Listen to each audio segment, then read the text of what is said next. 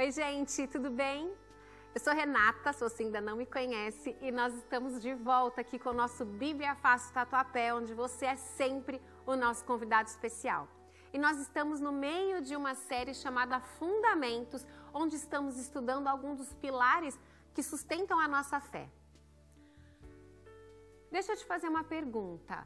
Quando você é salvo e aceita Jesus Cristo, você acha que sua vida vai continuar a mesma? Ou você acha que ela vai sofrer algumas mudanças? Deixa eu reformular um pouco a pergunta. Você acha que ao aceitar Jesus, você vai experimentar uma mudança de vida ou as coisas vão seguir o rumo? Enquanto você pensa nessa pergunta, eu te convido para ir buscar sua Bíblia e, além disso, aciona aqui o sininho de notificações, se inscreve no nosso canal e curte esse vídeo. É uma oportunidade de você estar lançando esse vídeo para muitas outras pessoas ouvirem e quando você aciona o sininho, você também fica sabendo em primeira mão quais são as nossas novidades aqui. Agora já está com a sua Bíblia na mão? Então se prepare, porque junto com o pastor Joelson Moura, nós vamos entender à luz da Bíblia mais um pouquinho sobre o que acontece na nossa vida após aceitarmos a Jesus. Olá, gente querida, é um prazer enorme estar com você aqui. Estudamos a palavra de Deus. Aqui nós buscamos descobrir aqui essas verdades que são luz para a nossa vida e tudo de um jeito fácil. E eu quero começar com você lembrando uma experiência que talvez você tenha realizado quando você era estudante ali das séries iniciais. Quem sabe seu filho, sua filha tenha feito isso. Eu me lembro quando eu era estudante, talvez ali na primeira, na segunda série, e a professora pediu para a gente então pegar uma caixa de ovo, abri-la e colocar ali sementes de feijão, 12 sementes ali naqueles buraquinhos da caixa de ovo, com solos ali artificiais, combinados, vários tipos diferentes, para ver a semente germinar. E que interessante que me chamou muito a atenção ao perceber que ali as sementes que começavam a brotar, elas começavam a desaparecer, elas começavam a dar lugar a uma plantinha que surgia a partir dela. Jesus falou a respeito disso. E quando ele falou sobre isso, você encontra isso lá em João 12, ele faz uma comparação com o reino de Deus, com o cristão, o discípulo de Jesus, que vai ver nascer de si uma nova vida, uma nova realidade. Eu quero ler contigo, está ali em João capítulo 12, a partir do verso 24, diz assim: em verdade vos digo, se o grão de trigo caindo na terra não morrer, fica ele só. Mas se morrer, produz muito fruto. Quem ama a sua vida perde-a, mas aquele que odeia a sua vida neste mundo, preservá-la-á para a vida eterna. Se alguém me serve, siga-me, e onde eu estou, ali estará também o meu servo. E se alguém me servir, o Pai o honrará. A lição que Jesus ensina é de uma simplicidade muito grande, mas de uma profundidade maior ainda.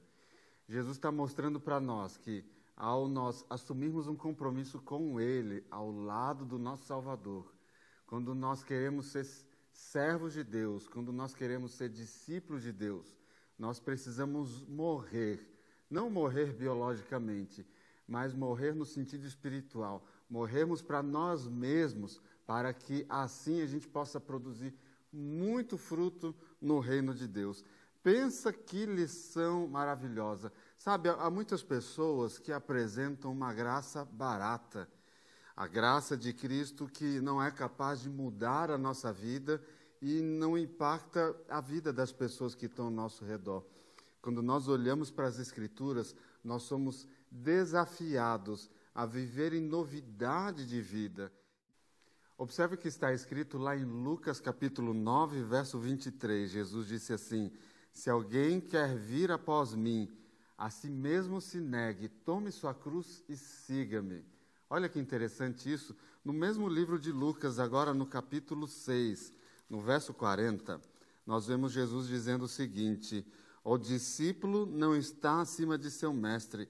Todo aquele, porém, que for bem instruído, será como o seu mestre. Então, veja, ninguém vai ser maior do que Jesus, mas a gente deve seguir a Jesus. Nós devemos nos espelhar em Jesus. E como Jesus vivia, como Jesus tratava as pessoas, e mais ainda, qual era a missão de Jesus e como Jesus desempenhava essa missão. É interessante, eu quero trazer aqui um aspecto do que Paulo coloca lá à igreja de Gálatas, na carta que ele escreve a essa igreja, no capítulo 2, verso 19 a 20. Paulo disse assim: eu estou crucificado com Cristo, logo já não sou eu quem vive, mas Cristo vive em mim. E esse viver que agora tenho na carne, vivo pela fé no Filho de Deus, que me amou e se entregou por mim. Isso está lá em Gálatas, capítulo 2, verso 19 e 20. Agora pensa comigo, crucificado com Cristo, você percebe que existe uma imagem, existe aqui um aspecto de esforço, de compromisso, de força de vontade. Tome sua cruz e siga-me. Já estou crucificado com Cristo. Você percebe a força dessas palavras? É claro, a gente não tem a força para executar isso, não está em nós, mas é algo que nós devemos perseguir e buscar isso em Deus. Ou seja, da mesma forma que a semente nasce para gerar uma nova vida e gerar frutos de si mesmo, o cristão, ele deve morrer para si mesmo e deve viver para Cristo. Ele deve crucificar-se com Cristo na cruz e deve, na ressurreição de Cristo, viver uma nova vida, viver uma nova experiência. Imagine comigo, que experiência é essa? E como essa experiência deve impactar as pessoas ao nosso redor? Vamos olhar isso na Bíblia. Lá no Evangelho de João, no capítulo 8, nos versos 31 e 32, Jesus está falando exatamente sobre esse assunto. E eu leio para vocês, está escrito assim: disse Jesus aos judeus que haviam crido nele: se vós permanecerdes na minha palavra, olha só o que ele fala, se vós permanecerdes na minha palavra, sois verdadeiramente meus discípulos. Então perceba o seguinte, quando a gente anda em novidade de vida, quando a gente vai morrer para nós mesmos, quando essa semente da nossa vida, ela vai morrer para gerar uma outra vida, uma das bases para isso é justamente a palavra de Deus, a palavra de Jesus. As Escrituras testificam de Jesus, do Gênesis ao Apocalipse, e Jesus, ele toma a Bíblia como se sendo as suas próprias palavras, e a gente percebe o seguinte, para a gente perseverar e para nós encontrarmos vitória, um dos pilares é a palavra de Deus. A gente sabe, nós já falamos a respeito disso aqui, mas a palavra de Deus, ela precisa não ser utilizada apenas no momento onde eu vou conhecer, descobrir quem é Jesus, depois eu pego a Bíblia, guardo, deixo ela lá numa gaveta e uso, de repente, em alguns momentos de emergência. Não. Eu preciso me alimentar da Bíblia diariamente. Eu preciso fazer da palavra de Deus o pão da vida. Eu preciso amar a palavra de Deus e sabe, estudá-la. E quanto mais eu estudar a Bíblia, melhor vai ser para mim, porque a palavra de Deus é luz. Pois bem, quando a gente olha o Salmo 119, verso 11, está escrito ali: guardo a tua palavra no meu coração. Para quê? Para não pecar contra ti. E aí entra um outro elemento. Veja, a palavra de Deus, ela vai nos ajudar a nos mantermos fiéis e vai ajudar a gente a crescer a cada dia. Ela vai ser nutrição para nós. Agora, há uma outra coisa, que é o papel do Espírito Santo. Jesus, ele disse algumas coisas muito importantes a respeito disso. Por exemplo, lá em João, capítulo 16, verso 8, olha, atente-se às palavras de Jesus. João 16, verso 8, Jesus está falando a respeito do Espírito Santo, e está falando a respeito da vinda do Espírito Santo, a partir do momento em que ele fosse ao céu, o Espírito Santo, Consolador, ele viria ao mundo. E aí diz aqui, verso 8, quando ele vier, convencerá o mundo do pecado, da justiça e do juízo.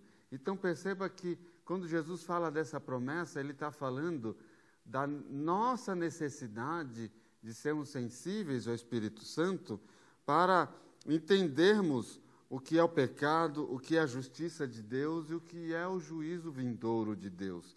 E quando chega ali no verso 13, ele acrescenta, quando vier, porém, o Espírito da verdade, ele vos guiará em toda a verdade, porque não falará por si mesmo, mas falará tudo o que tiver ouvido e vos anunciará as coisas que hão de vir. Que sensacional isso, né? Então, o Espírito Santo, ele é enviado por Jesus para nos guiar na verdade, para nos guiar na palavra de Deus, para que a gente, nós não fôssemos enganados pelas fake news espirituais e qualquer outra que possa nos afetar. E aí, quando a gente olha lá no começo desse mesmo Evangelho segundo João, no capítulo 3, Jesus está tendo ali uma conversa, uma entrevista particular, ele com Nicodemos. Nicodemos veio procurá-lo, e aí Jesus diz a ele, ali no verso 5, em verdade, verdade te digo, quem não nascer da água e do Espírito não pode entrar no reino dos céus. Então é o seguinte, o Espírito Santo é enviado ao mundo, mas a gente precisa nascer do Espírito. Nós precisamos nos tornar homens e mulheres espirituais. Ou seja, Jesus faz aqui uma referência ao batismo, o nascimento da água, mas também esse nascimento da água, ele não pode ser um ato vazio. Ele precisa ser também o nascimento do Espírito.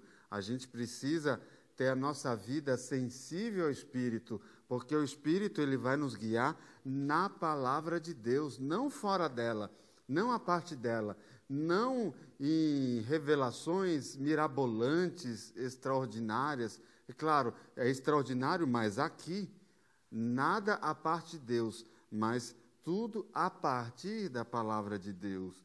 E quando a gente olha a palavra de Deus, a gente vai descobrir algumas coisas também. Por exemplo, a gente está falando de sermos discípulos de Jesus, a gente está falando aqui de crescermos em Cristo Jesus. E quando o Espírito Santo vem para a nossa vida, ele nos ajuda a sermos semelhantes a nosso Mestre. Ele nos ajuda a espelharmos o nosso Salvador. E aí quando a gente olha o capítulo 13 de João, no verso 35, há algo aqui que é maravilhoso. Quem era Jesus? Quem foi Jesus enquanto esteve aqui? Quem é o Jesus, o Deus eterno, que nos aguarda, que aguarda o momento de vir para nos buscar? Jesus não é o Deus encarnado, Jesus não é amor. Pois bem, no verso 35 do capítulo 13, está escrito ali, nisto conhecerão que sois meus discípulos, se tiverdes amor uns pelos outros. Percebe? Então, o conhecimento da palavra de Deus não é algo que a gente usa para pisar as outras pessoas, mas é algo que a gente vai usar para amar as pessoas. E mais ainda, a nossa prática, o nosso dia a dia, vai ser um reflexo do nosso Salvador. E assim a gente vai buscando a estatura de Cristo, a plenitude de Cristo na nossa vida. E para isso acontecer, muitas vezes a gente tem que crucificar o nosso orgulho, muitas vezes a gente tem que crucificar nossas vaidades, muitas vezes a gente tem que crucificar uma visão de mundo equivocada, muitas vezes a gente tem que crucificar certos sonhos que a gente percebe que estão à parte da vontade de Deus, e a gente tem que crucificar isso, e não é fácil, mas essa obra, a gente conquista isso à luz da palavra de Deus, sob orientação do Espírito Santo, e a gente vai alcançar uma estatura onde nós vamos refletir o amor de Deus na nossa vida, a maneira como tratamos uns aos outros, inclusive aqueles que não querem nosso bem, inclusive aqueles que a gente poderia classificá-lo como os nossos inimigos. E, portanto, quando a gente chega no capítulo 17 aqui do Evangelho de João, Jesus está fazendo uma oração sacerdotal, ou seja, Jesus, ele como nosso sacerdote, como sumo sacerdote, ele faz uma oração toda especial por seus discípulos, aqueles que estavam reunidos com ele lá no cenáculo, mas também por todos os discípulos, aqueles que ainda iriam crer nele, como eu e você. E Jesus ora a respeito, sabe de quê? De unidade. Perceba o seguinte, a gente não pode se perder nisso aqui. Quando nós falamos de unidade, veja, como é que nós podemos amar a Deus, como é que nós podemos amar a Jesus Cristo sem amar as pessoas que Ele amou? Faz sentido isso? Como é que nós vamos nos aproximar de Jesus e nos manter distante das pessoas que também querem se aproximar de Jesus? Veja, ao nós nos aproximarmos de Jesus, nós vamos nos aproximar das pessoas que também precisam serem salvas, e das pessoas que também querem a salvação, e das pessoas que têm a Jesus como Salvador, seu Senhor de sua vida. Então, como é que eu, sendo discípulo de Jesus, vou estar longe de outros discípulos? Isso é uma coisa natural. Ao me aproximar de Jesus, eu vou me aproximar de outras pessoas. Só que essas pessoas têm defeitos, como eu tenho defeitos. Essas pessoas, elas precisam crescer em Cristo, como eu preciso crescer em Cristo. E aí o que pode acontecer? Pode acontecer essas ideias de, não, eu vou viver minha religião, eu vou viver o meu cristianismo, mas é eu e Jesus e Deus, e vou estar longe dessas outras pessoas. E Jesus está orando aqui para que seus discípulos fossem unidos. E olha as palavras de Jesus aqui nessa oração. Eu destaco com você, capítulo 17, versos 22 e 23. Jesus, em sua oração, ele diz assim: eu lhes tenho transmitido a glória que me tens dado, para que sejam um como nós o somos. Percebe? Jesus e o Pai, eles são um. E essa unidade que há entre Cristo, o Deus encarnado, e o Deus, o Pai, né, aquele a quem Jesus nos ensina a chamar de Pai, são um só Deus, essa unidade plena, perfeita que existe entre um e outro. Jesus ora pedindo para que essa seja a unidade que deve existir entre todos os discípulos de Jesus, entre todos os seus seguidores, entre todos os que são servos de Deus. Então, se Jesus, na sua oração, estava mostrando essa preocupação, nós vamos buscar algo diferente daquilo que Jesus pediu em oração, pouco antes de dar sua vida por nós? De maneira alguma. Portanto, isso aqui tem que ver com algo que é o nosso testemunho. E aqui eu vou trazer para você aqui, veja, falamos aqui de 4 coisas, né? Esse é o 4º ponto, o nosso testemunho. Lá em Efésios, no livro de Efésios, no capítulo 6, nos versos 12 e 13, Jesus nos lembra, porque a nossa luta, Jesus nos lembra através das palavras de Paulo, né? Porque a nossa luta não é contra a carne e contra o sangue, e sim contra os principados e potestades, contra os dominadores deste mundo tenebroso, contra as forças espirituais do mal nas regiões celestes. Portanto, tomai toda a armadura de Deus, para que possais resistir no dia mau, e depois de terdes vencido tudo, permanecer inabaláveis. Então aqui nós somos lembrados por Paulo, inspirado por Deus, de que nós estamos vivendo uma grande batalha espiritual. Nós estamos inseridos num grande conflito. E sendo um conflito espiritual, nós temos o dever, a incumbência de utilizarmos armas espirituais. E devemos fazer isso ao combater este combate com um objetivo. E Jesus disse esse objetivo lá em Mateus capítulo 28, é o último capítulo do livro de Mateus, os últimos versos, Jesus disse assim: portanto, ide fazer discípulos de todas as nações, batizando-os em nome do Pai, do Filho e do Espírito Santo, e ensinando a guardar todas as coisas que eu vos tenho ordenado. Eis que estou convosco todos os dias até a consumação dos séculos. Olha só a missão de Jesus, ir e fazer discípulos. Então Jesus diz para nós que somos discípulos, para nós que amamos a Jesus, que nós devemos entrar num combate espiritual, não contra as pessoas, amando as pessoas, mas isso é uma batalha espiritual. E nós devemos, nessa batalha, quando nós conquistamos vitórias, nós estamos fazendo novos discípulos para Jesus. Não é assim que nós conhecemos a Jesus? Através daqueles que são seus discípulos, nós vamos conhecendo a verdade, eles nos apontam a palavra de Deus, eles nos mostram como nós precisamos estarmos sensíveis às orientações do Espírito Santo e a gente leva então isso às outras pessoas. O livro de João, mais uma vez, diz assim, no capítulo 15, verso 5, eu sou a videira e vós sois os ramos. Quem permanece em mim e eu nele, esse dá muito fruto, e sem mim nada podeis fazer.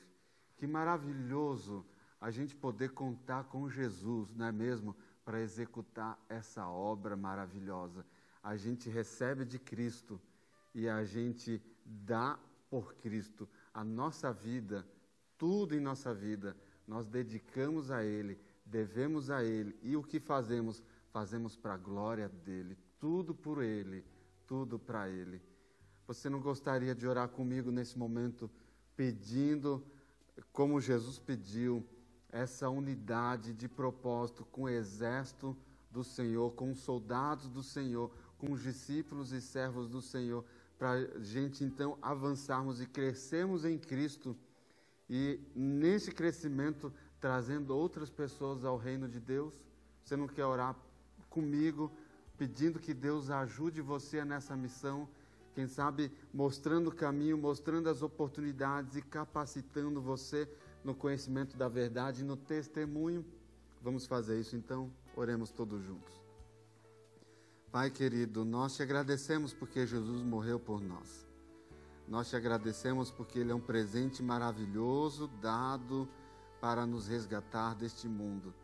Mas também te agradecemos porque através de discípulos, de servos de Cristo, dedicados, maravilhosas pessoas que nos alcançam, nos mostrando a verdade, nós entendemos que também podemos e devemos levar isso a outras pessoas. E que ao fazermos isso, estamos tomando parte numa batalha espiritual. Ao vindicarmos o Teu nome, ao nos posicionarmos no lado do exército da luz, que será o exército que vencerá o mal definitivamente. Nós queremos agora te pedir que nos ajude a testemunhar, que nos ajude a crescermos no conhecimento da Tua palavra e na graça e no amor, estando todos unidos numa só missão, num só batismo, numa só fé, numa só igreja. Oramos, Pai, por estas coisas, pedindo que o Senhor derrame Teu Espírito Santo sobre nós. E pedimos isso orando em nome de Jesus. Amém.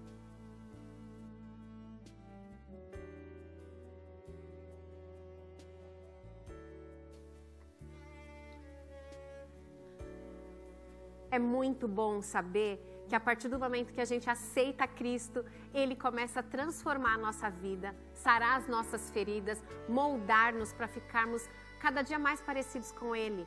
E dessa forma a gente, com a nossa vida transformada, pode testemunhar aos outros aquilo que Cristo fez em nós e por nós. O fundamento que nós estudamos hoje foi o crescimento em Cristo. E eu espero que você possa experimentar esse crescimento na sua vida. Por sua morte na cruz, Jesus triunfou. Ele triunfou sobre as forças do mal.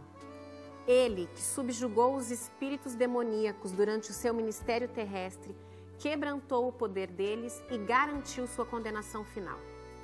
A vitória de Jesus nos dá a vitória sobre as forças do mal que ainda buscam controlar-nos, enquanto caminhamos com Cristo em paz, gozo e na segurança do seu amor. Agora, o Espírito Santo mora em nosso interior e nos dá poder.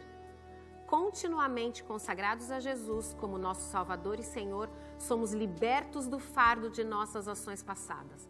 Não mais vivemos nas trevas, sob o temor dos poderes do mal, da ignorância e da insensatez de nossa antiga maneira de viver. Nesta nova liberdade em Jesus, somos chamados a crescer à semelhança do seu caráter, mantendo uma comunhão diária com Ele por meio da oração, alimentando-nos de sua palavra, meditando nela e na providência divina, cantando em seu louvor, reunindo-nos para adorá-lo e participando na missão da igreja.